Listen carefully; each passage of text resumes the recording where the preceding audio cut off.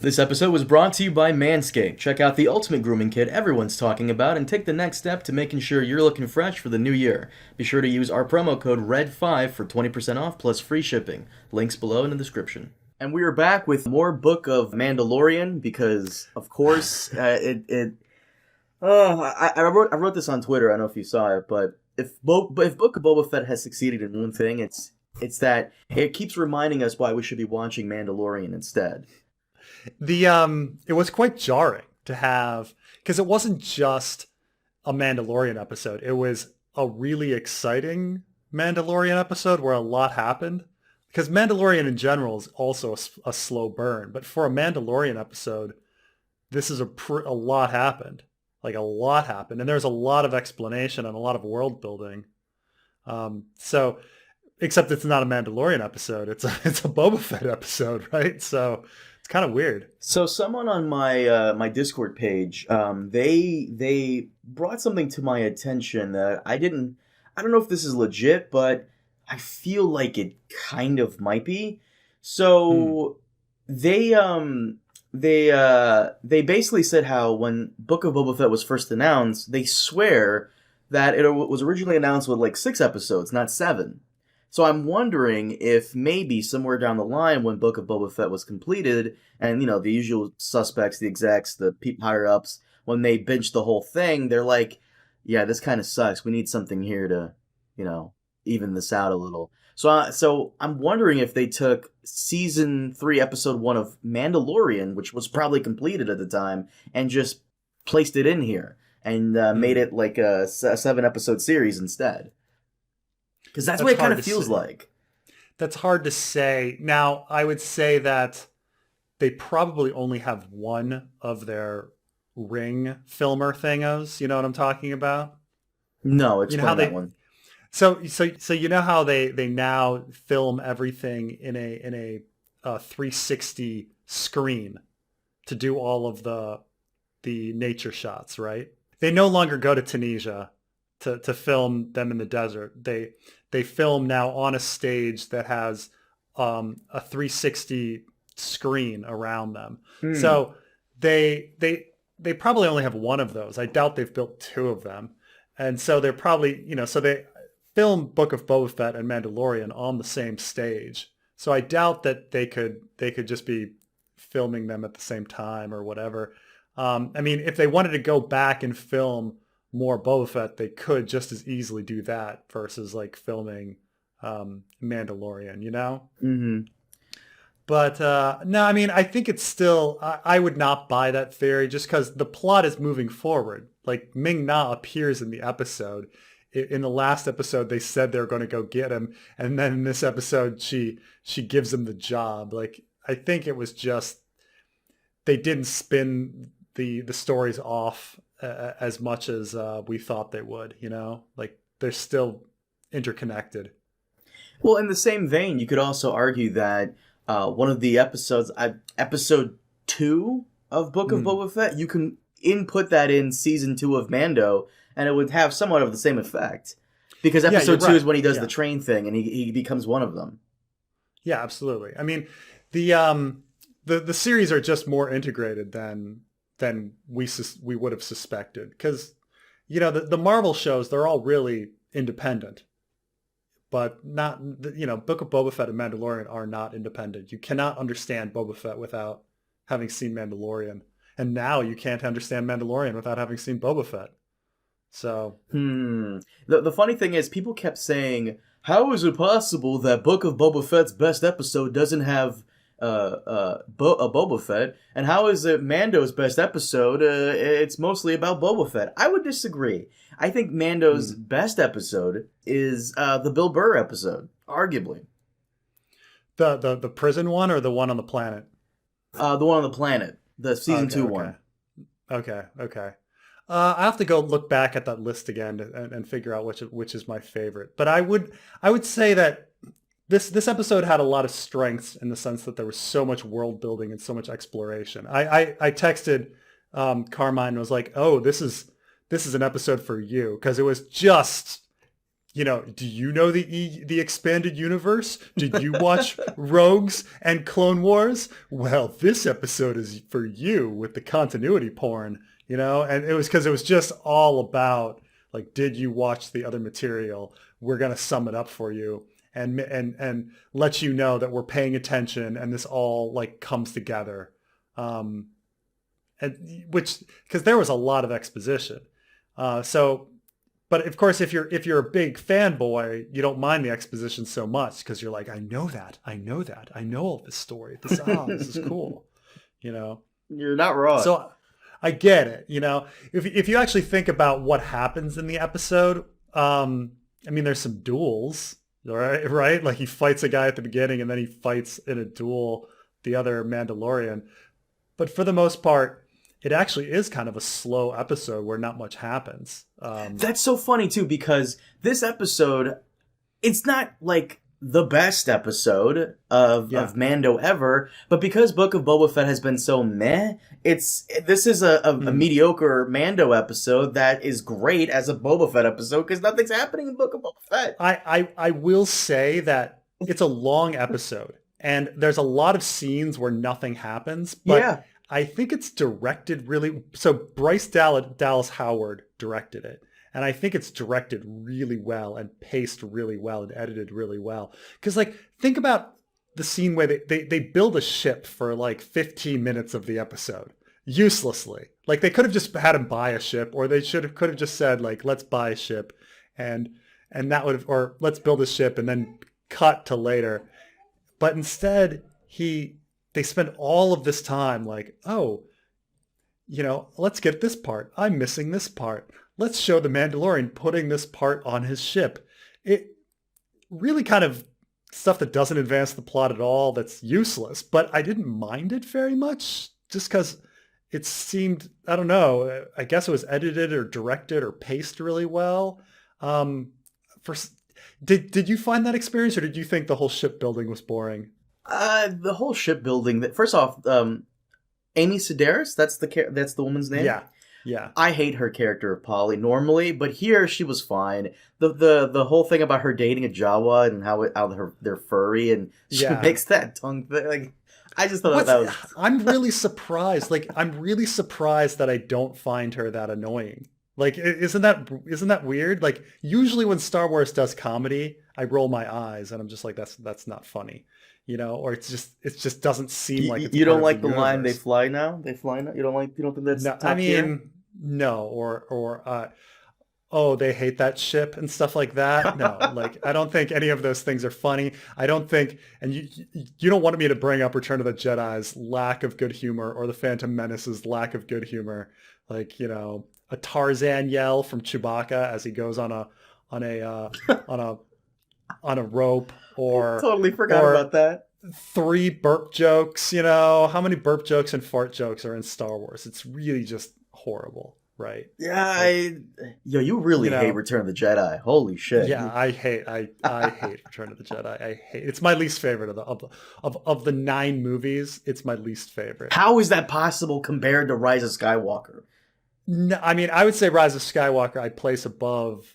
No. I don't place that. No, I thought you were going to say Last Jedi. I was like, no, objectively, I understand that Return of the Jedi is better than Rise of Skywalker, just because structurally, like the movie makes no sense.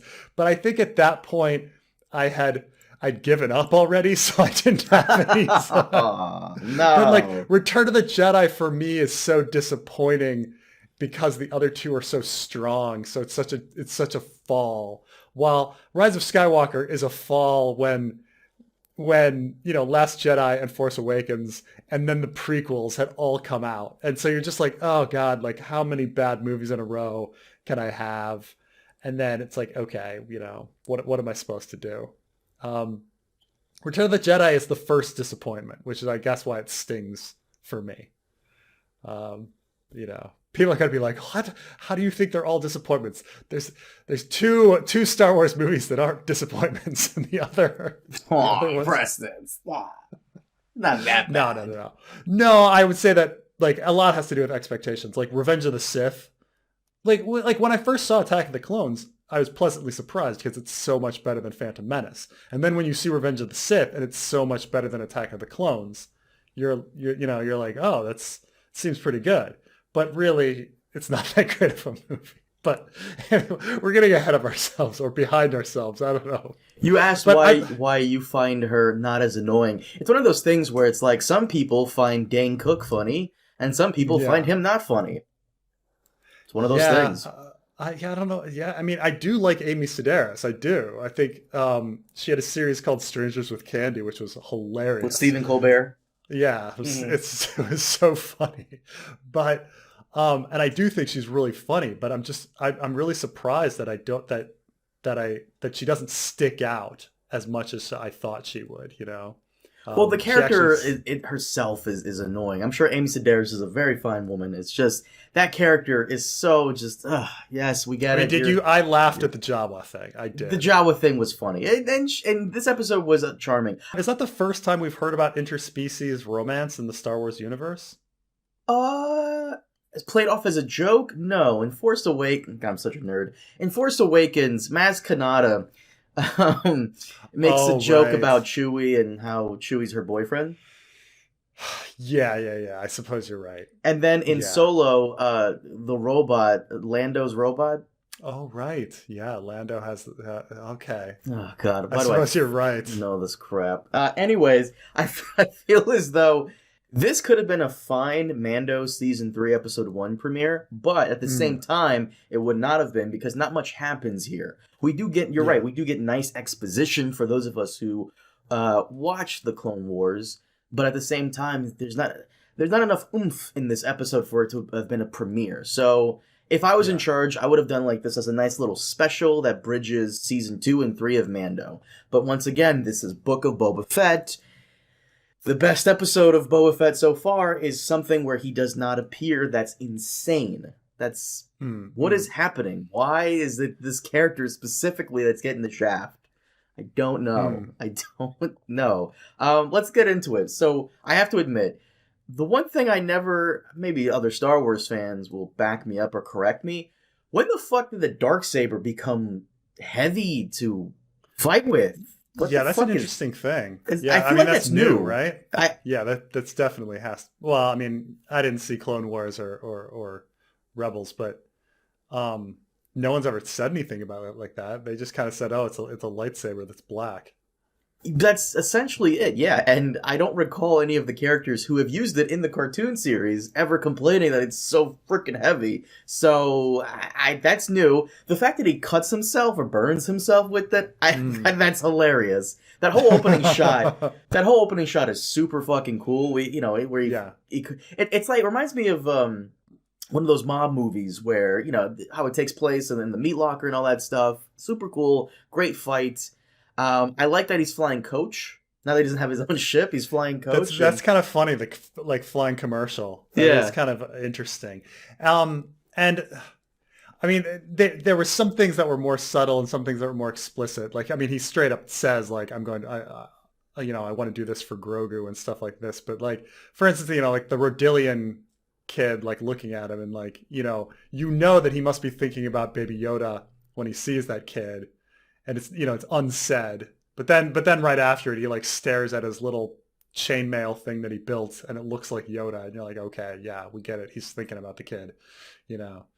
I mean, it's kind of this long scene. Like when he gave up his weapons, I was like, oh, they're definitely going to steal some of his weapons. And then he gets off and he takes them out, and no, all of his weapons are there. Like it's a lot of weird. Like, what was the entire point of him flying commercial? What I guess was just to see that kid and feel sad.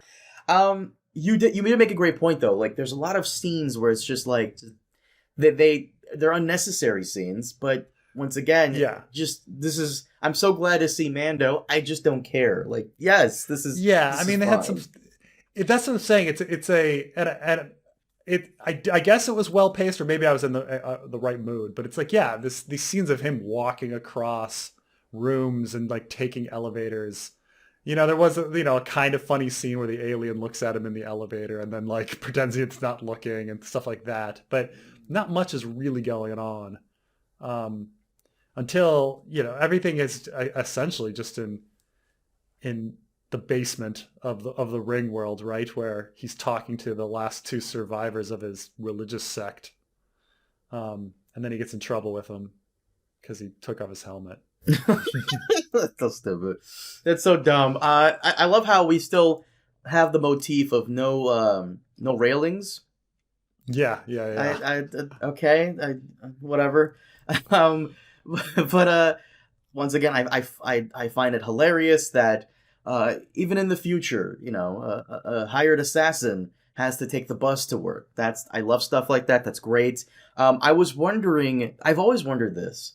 If I was in the Star Wars universe and I have my own ship, and if I go boom and I just am flying around doing whatever, and I fly too close to a commercial airliner, will the cops pull me over? And they do. That's I love that. That like the X-wings come in here, let me see your license and registration. Well, yeah. Right. I mean, for some reason Tatooine has all of this police presence. Like they're not down on the planet dealing with all of those mob bosses, but they're apparently writing people parking tickets, speeding tickets up in space. That's a very good point. Oh, by the way, I'm sorry. I want to go back for a minute to Book of Boba Fett episode 1. So you know how Boba Fett's walking down. I don't think we mentioned this. I'm surprised you didn't mention this because you're very nitpicky about this type of stuff. So you know how Boba is walking out of the casino. He's walking down the street, and those guys in red jump him and have the shield and the taser thing, and they're surrounding him. Someone pointed this out. What doesn't make any fucking sense about that scene? Why doesn't he just use his jetpack to fly up? Does he have any fuel? Oh, come on! You're gonna go out. You're a bounty hunter. Wait, come on, really? You're a bounty hunter, and dude, use your jetpack. It's one of your main things. You're gonna go out and not have fuel? I mean, there's a lot of things that don't make sense. For instance, he says at the beginning, he says in the last episode that he has plenty of credits, and it's like, wouldn't you buy security like first thing? Like first thing? Wouldn't you buy a bunch of security rather than going around town trying to get your money? Like before, well, I guess maybe he didn't have the money then. Maybe he needed to collect his money and then buy the security. But there wasn't anything like lying around in Jabba's palace or from Bib Fortuna's leftover money.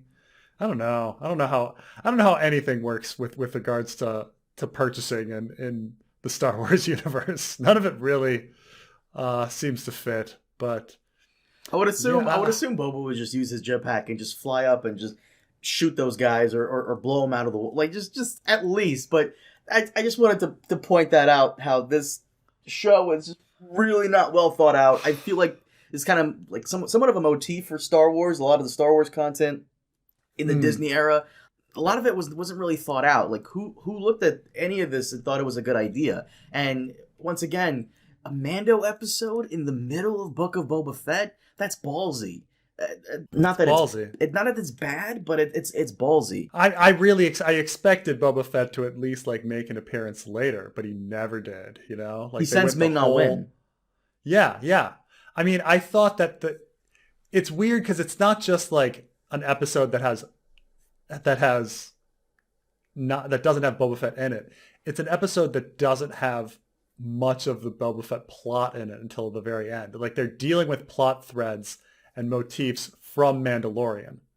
Like you're not even addressing, this isn't Mando in like special guest star in, a Book of Boba Fett episode. Like this isn't when like Buffy makes an appearance in Angel or Angel makes an appearance in Buffy, because they're dealing with each other's plots at that point. This was Mando dealing with Mandalorian plot. Like, with only a tiny little bit of Boba Fett at the very end. Him wanting to see Grogu again, like so soon after you sent him off. Okay, he gets rid of the spear, which that was bullshit. The armorer. She says, we used Beskar for armor, not for what. Really? Okay. Like somebody made that spear. Like somebody that could craft, right? Because that crafting ability is like hers, and I imagine only a select few Yes. Mandalorians could do it. It's like Tobo Mott from Ice and Fire. Like, only some people can, yeah. Right. So clearly, clearly somebody with that specialized ability made that spear. And then did it seem like that spear should have made a lot more armor than it did? Yes, a lot more. like that. I mean, was that spear hollow? I have no idea, but it's Beskar, so... Right, maybe it was hollow to make it light, and so when they melted it down, it became very little in terms of how much, because it's not very much metal. I mean, he had that tiny little handkerchief filled with whatever, the chainmail. I mean, he needs a helmet, right? He needs a helmet. I guess. Baby Yoda helmet. They're probably working on the designs. More merchandise to sell. There's one thing I liked about this episode, and that's we finally see the Empire as an evil, tyrannical empire. Because normally the Empire is just bumbling, ooh, let's chase Han Solo, and oh no, we're being defeated by teddy bears. We never really see the Empire, on screen at least, as like an evil, tyrannical, oh my god, they just committed genocide on people. With the exception of the Death Star blowing up Alderaan, of course that. I'm talking about other instances besides that one thing. And here, it's not that they really committed genocide on Mandalore. Mandalore has had so many wars that the surface of their planet is so, like, just filled with radiation. So they live in dome cities. But to see, like, those TIE bombers that, like, just fill the skies, destroying those cities, and then sending in the Imperial droids with the probe droids as well, just searching for survivors and killing them off. Crazy stuff. That stuff I like to see, and I wish we got to see more of in the original trilogy as well. So the domed cities were already because of radiation and other horrible stuff. So it was sort of the Empire was just adding insult to the injury of Mandalorian history. Yeah. Yeah. The she was the first one to point out the ridiculousness of as much as people talk about the Empire, it only existed for 30 years. I don't even know if it was 30. It was like 25, right? It's like 25 years. The Empire lasted at least one more year after, at least a year or two after Return of the Jedi, Battle of Endor. So yeah, 25. I mean that's another nitpick that I hate about Return of the Jedi is that, especially Special Edition, but so in the battle, they destroy the Super Star Destroyer and they destroy the Death Star. But they specifically had like an entire fleet of Star Destroyers surrounding the battle to prevent anyone from escaping. And no one ever dealt with them. And it always pissed me off that those Star Destroyers were never dealt with.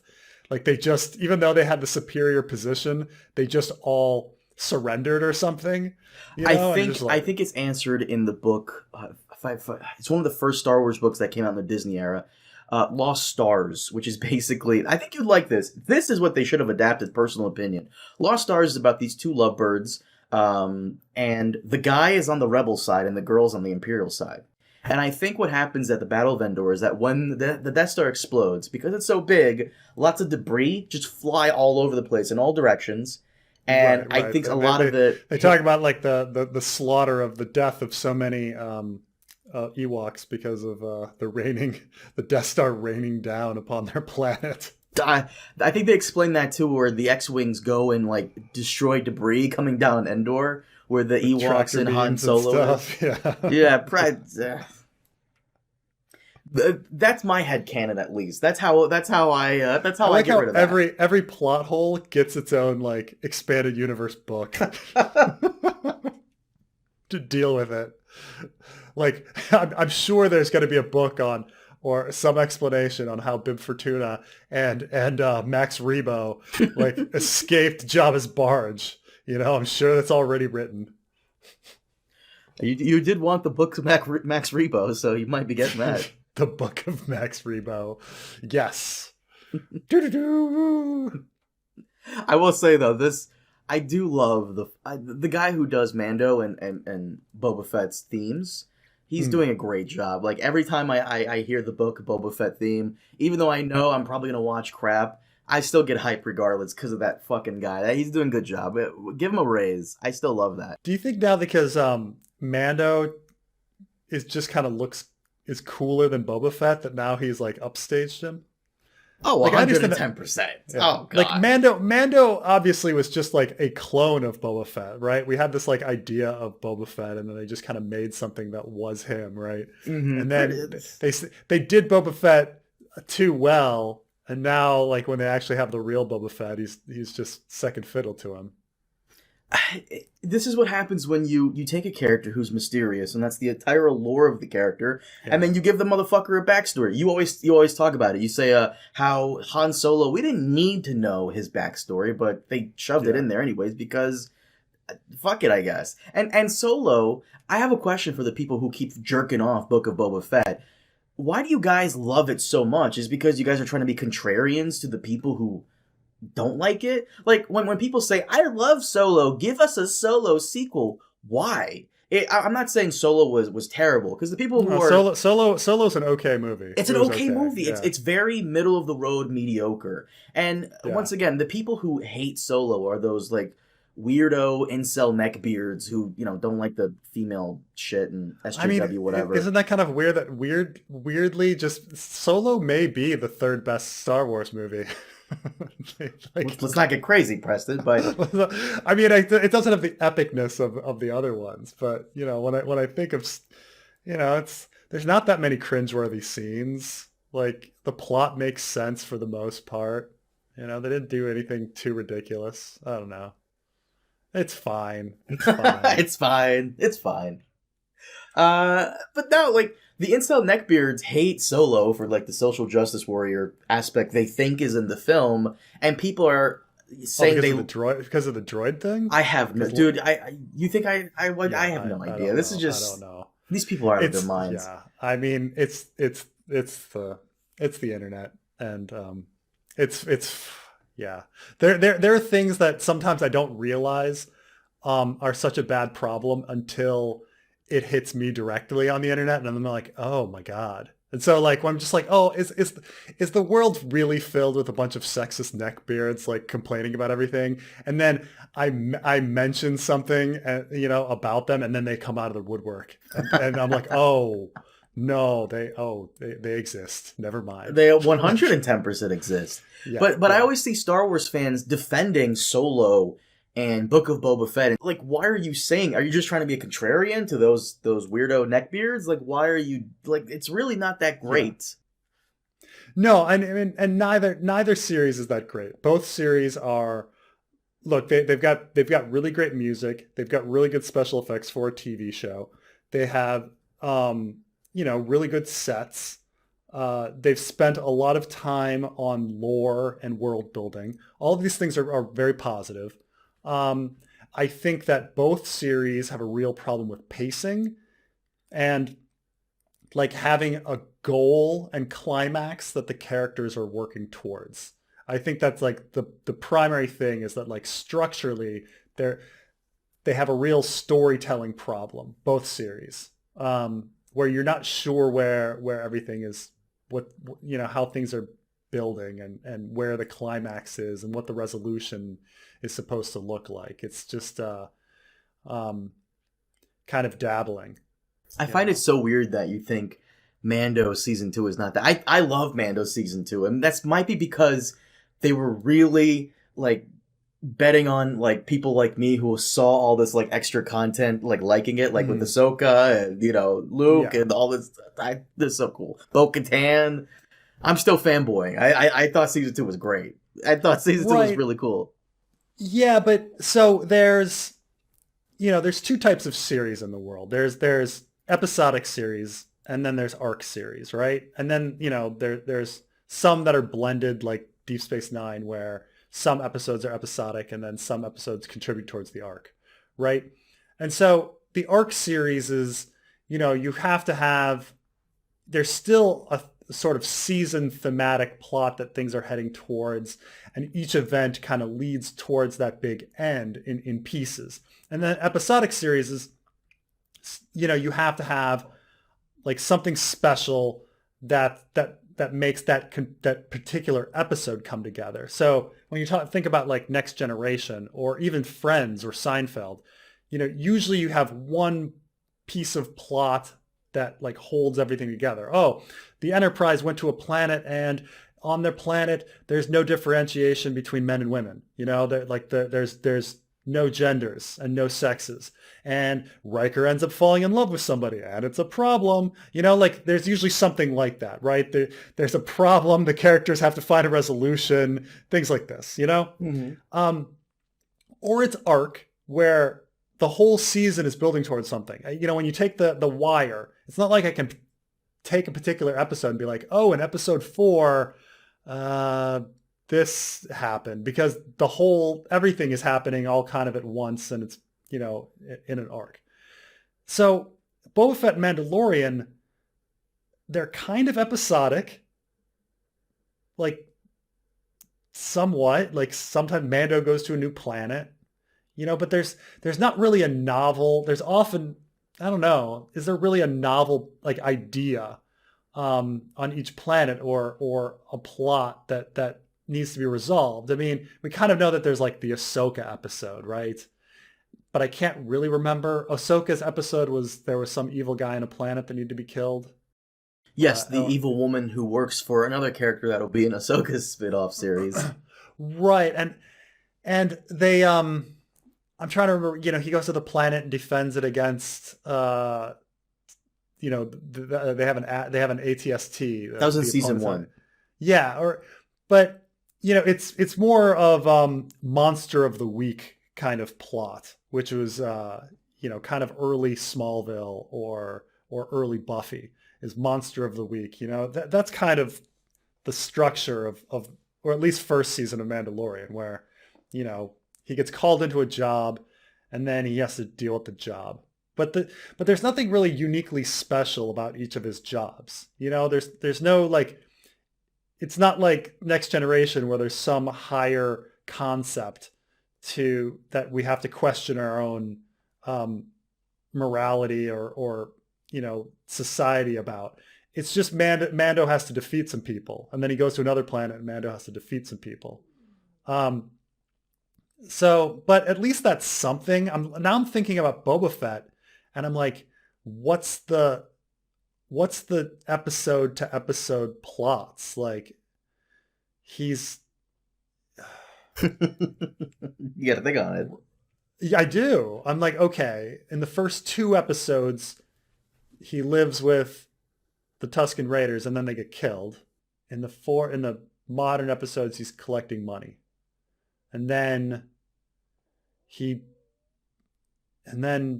Hutts come to town and then they leave immediately, and then you find out some people want to take his spice trade. Like each episode isn't necessarily unique where I'm like, oh, in this episode, Mandalorian needs to defeat these people, or he has to overcome a problem. But at the same time, it's not arc. Like, it doesn't feel like it's building anywhere. So yeah, I think that might structurally be the problem. Screen Crush made a great point. They had a video recently as to why the flashbacks in Book of Boba Fett doesn't work. Yeah, I watched it. Yeah, you watched it too. So for the audience who didn't watch it, basically Screen Crush was saying how Godfather Part 2, that's what he uses, which, by the way, my favorite Godfather film, is basically... You mean it's not Godfather Part 3? It's never Godfather Part 3. No one's is Part 3. In Part 2, we kind of see the rise of his father Vito in flashbacks, but we see, in a sense, Michael's downfall as he starts losing, his family and his crime organization's going down a little bit. So as the flashbacks, it's Vito rising up, Michael's kind of coming down. With Book of Boba Fett, it's the flashback and it's Boba rising up at the same time. Like, there's no rhyme there. Yeah, Godfather 2 is prequel and sequel together, and like the two stories, have parallels, and like one feeds the other in what and the information in the prequel affects the information in the sequel and things like that. But yeah, I don't know what they're doing with the flashbacks. Like I said, like we don't really. I think they said, he made the same point in the Screen Crush thing about how he lives with the Tusken Raiders for literally years, right? Years. But it feels like he's with them for like a week.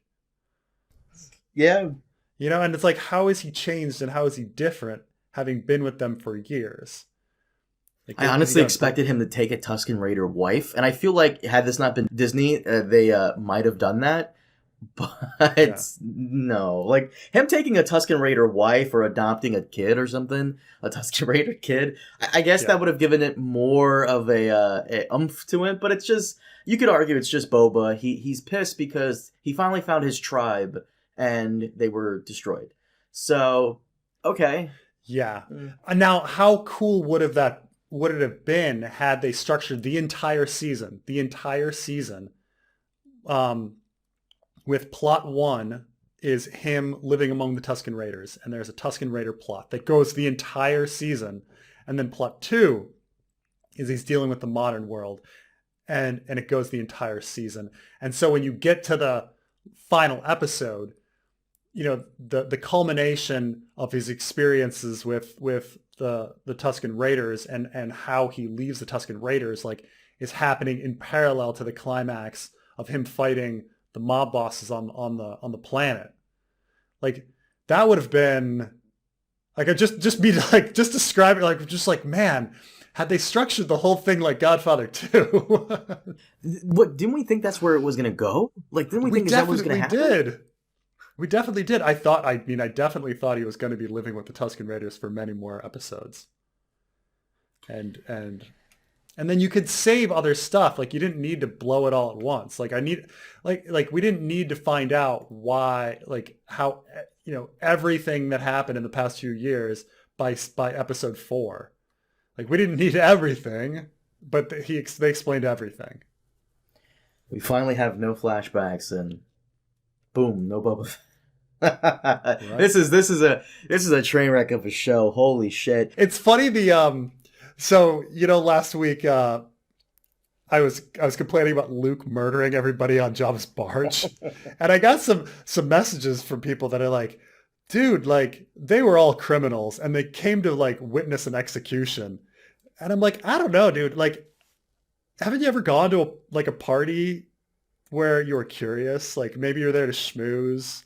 Maybe you didn't know, a lot of people end up in different places, and also everybody's like, oh, they must have been criminals. Oh, that makes it okay for Luke to be judge, jury, and executioner for these hundreds of people that are on Jabba's barge? No, he murdered a bunch of people. And his whole thing of, oh, I'm so moral, is I warned Jabba, and I was like, release us or you die.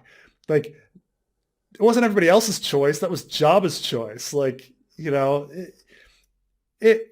It's really kind of morally fucked up. Guys, stop fucking with Preston in the comment section. You're not going to win. You're not, just stop it. You're not going to win. He's thought this out. I've thought these things out. Luke Skywalker is a maniac. It's a maniac.